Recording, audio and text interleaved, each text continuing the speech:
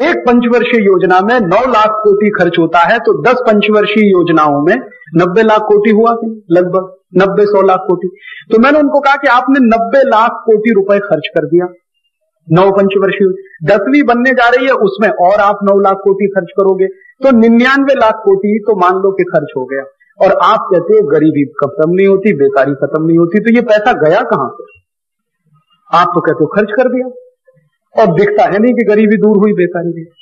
अब मैंने उनको कहा, सब पुढ़ारियों को, जिसका वो जवाब नहीं दे रहे थे मुझे, मैंने उनको कहा कि अगर आपने ईमानदारी से ये जो 90 लाख कोटि रुपए पंचवर्षीय योजनाओं में खर्च किया गरीबी दूर करने के लिए, आपने इतना ही किया होता कि ये रुपया सीधे लोगों को दे दिया होता, तो जरूर इस देश की गरीबी दूर हो जाए।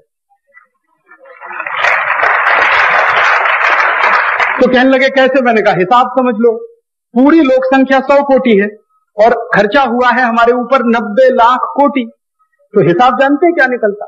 एक एक व्यक्ति को 9 लाख रुपए मिल जाता।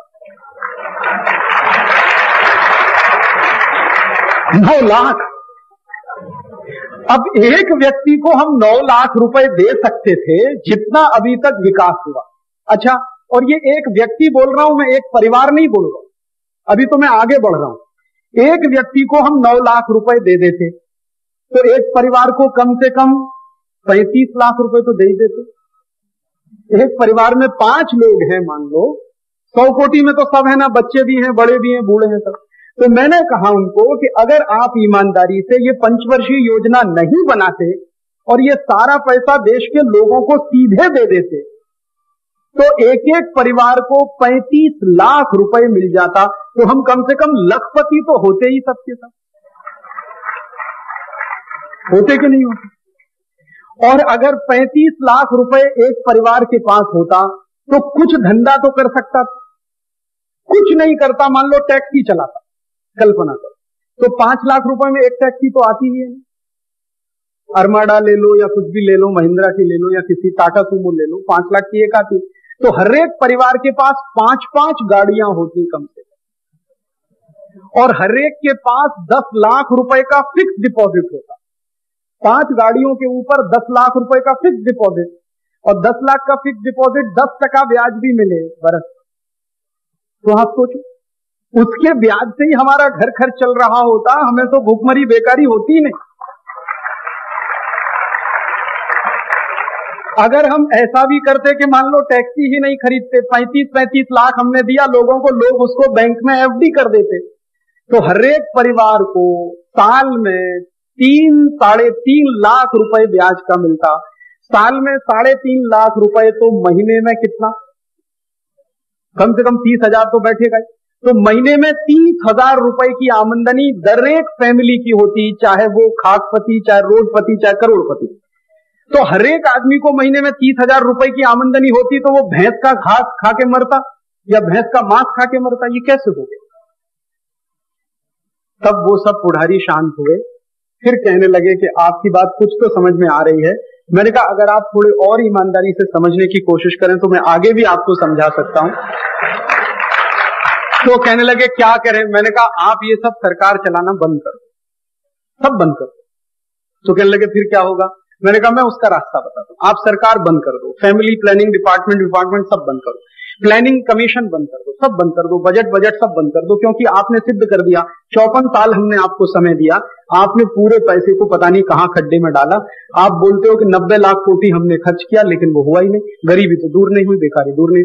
तब मैंने उनको कहा कि आपको याद है, आप जो लोग हैं इन्हीं में से एक व्यक्ति थे, भूतपूर्व पंत प्रधान, उनका नाम था श्री राजीव गांधी। तो मैंने कहा वो आप में से थोड़े बेहतर थे। तो कहने लगे क्यों? मैंने कहा वो थोड़े स्पष्ट वक्ता थे, बोल देते थे जो मन में था। तो एक दिन उन्होंने लोकसभा में कह दिया कि मैं दिल्ली से 1 रुपया जब काश्तकार को भेजता हूं तो नीचे 15 पैसा पहुंचता है। इसका अर्थ यह है कि दिल्ली से काश्तकार के बीच की व्यवस्था में कहीं तो छेद है, पहुंचता ही नहीं उसके पास। अच्छा, ये बात राजीव गांधी ने कही थी 1989 में, 1989 में, तब घोटाले बहुत कम होते, भ्रष्टाचार कम होता।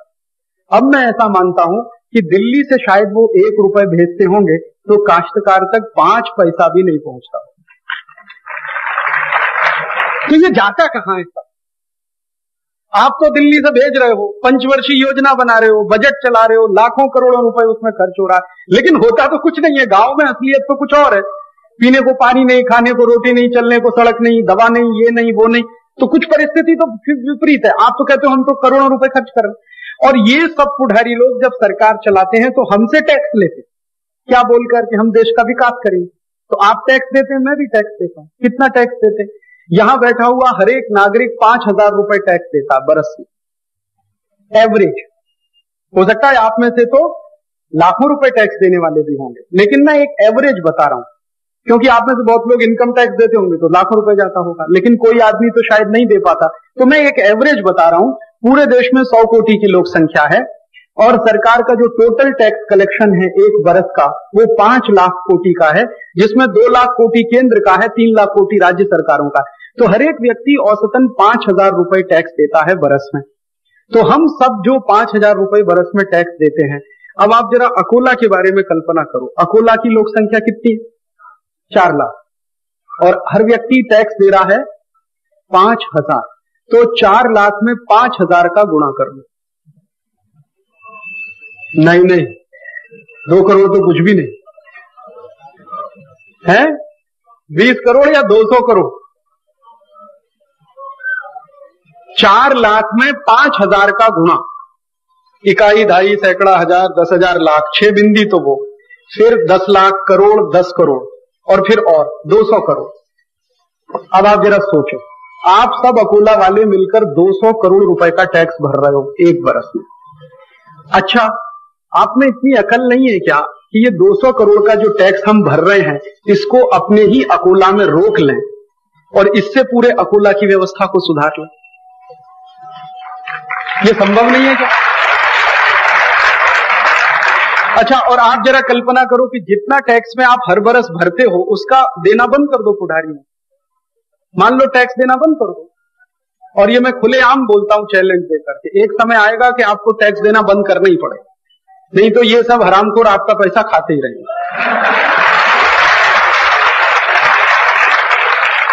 तो आप टैक्स देना बंद कर दो, और ऐसा करो अकोला में एक समिति बना लो, सब लोग मिलकर उस समिति में कुछ व्यवस्था कर लें।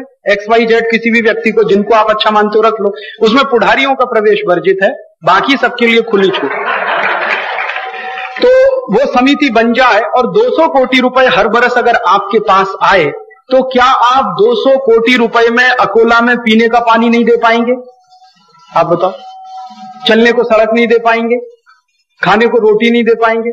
मैं तो अकोला के हिसाब से बोलता हूं कि 200 कोटि रुपए दर बरस अगर आप ले भी लोगे तो अकोला की संपूर्ण व्यवस्था को चलाने में मुश्किल से मुश्किल 50 कोटि का खर्च आएगा। 150 कोटि हर साल बैलेंस रहेगा, जो सरप्लस होगा आप तो अकोला के साथ 10 और जिले की व्यवस्था चला सकते। तो ये बात मैंने पुढ़ारियों को कही कि आप देश के ऊपर रहम करो महाराज, आप पधार जाओ इस देश में से, कहीं दुनिया में जगह मिले वहां चले जाओ, हमको हमारे हाल पे छोड़ दो, हम हमारा टैक्स इकट्ठा करके अपने शहर की व्यवस्था चला सकते हैं। क्या मुश्किल है इसमें? अच्छा आप बताओ, हम घर चलाते हैं तो शहर नहीं चला सकते क्या?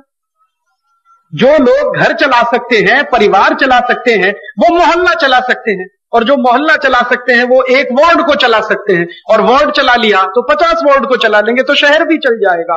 पुढ़ारियों की जरूरत क्या आपने? ये पार्टियों के लोग आते हैं, वोट मांग के ले जाते हैं, करते वही हैं जो पुरानी पार्टी करती है, नया तो कुछ करते वरते नहीं। जैसे पुरानी पार्टी करती थी वैसे नई पार्टियां करती हैं, तो अब हम करें क्या? तो मैंने उन सबके सामने कहा कि आप लोग अगर थोड़ा इस देश पर दया कर दो तो देश की गरीबी, भुखमरी, बेकारी सब दूर हो जाएगी।